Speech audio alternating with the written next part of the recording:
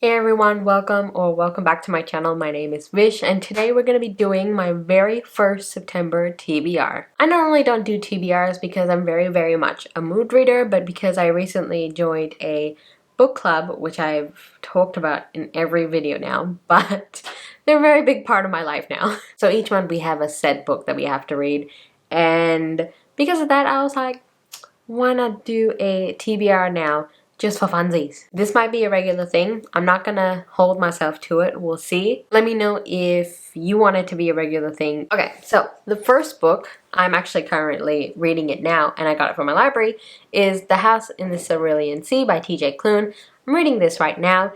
And it's basically about this guy, Linus Baker, who is a government agent that goes around to different orphanages and inspect them to see if they're up to code, if the masters of the orphanage are doing their job, keeping the children safe. And in these orphanages, there are special kids with special powers. That's why they're in orphanages, because people don't want these kids and they discriminate against them. So one day Linus gets called to go inspect this one particular orphanage for a month, and that's where I'm up to now, so I don't really know anything else. I have heard nothing but good reviews about this. I haven't heard a single negative review about this book, so I hope I love it. I definitely have that feeling that I'm going to really like it as I'm reading it, because I really like the writing style.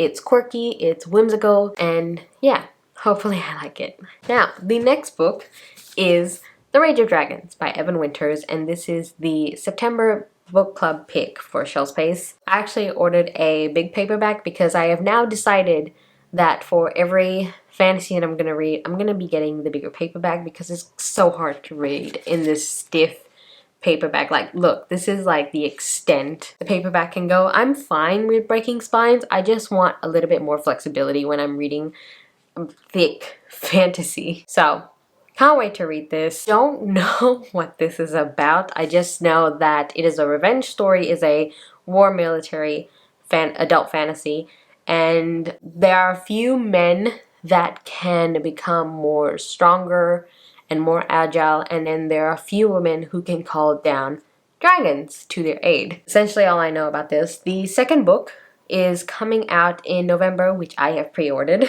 Let me know if you're reading this as well this month, or if you've read it. Let me know what you think. Now the next two books are a duo, but the first one is The Poppy War by R.F. Kuang. So this is another adult war military fantasy, and this is the unofficial Shelf Space pick. So there's no live show or anything about it. We just kind of have like a secondary book pick just for us, and we're gonna be reading this. All I know, this is a Asian-based fantasy, and it's about this girl Rin who wants to be a soldier, and she goes to a military school, becomes a soldier, and then fight in this war. That's all I know, and I can't wait to read this. And then after I finish this, I am going to be picking up the second book, The Dragon Republic by R.F. Kuang. Just look up for the trigger warnings for this book. I know there's a few, so if you want to read this, look up the trigger warning just in case. And since I read Red Rising last month, I'm going to continue on with The Golden Sun by P.S. Brown. This is the second book of the Red Rising saga. This is a YA sci-fi series. No idea what this book is about, but I know Red Rising is about this guy named Darrow, who is a Red, and he finds out that the Golds have been enslaving Reds for years in secret, and he wants to take revenge, so he infiltrates the Golds and takes them down from the inside. That's essentially what Red Rising was about. Not sure where the rest of the series goes, because the ending of Red Rising just changed the whole direction of the book. So to make it a little bit difficult for myself, I actually asked Sam to pick a book for me from these bookshelves, just any book that I haven't read, and no. He picked out Illuminae by Amy Kaufman and Jay Kristoff. I mean, look at this. It's fine. It's told in mixed media. I should be fine. So, very excited to read this. I don't know much about it, except it follows these two characters who were in a relationship and then they broke up, but now they kind of have to come together again and stop a war from happening, or help in stopping the war.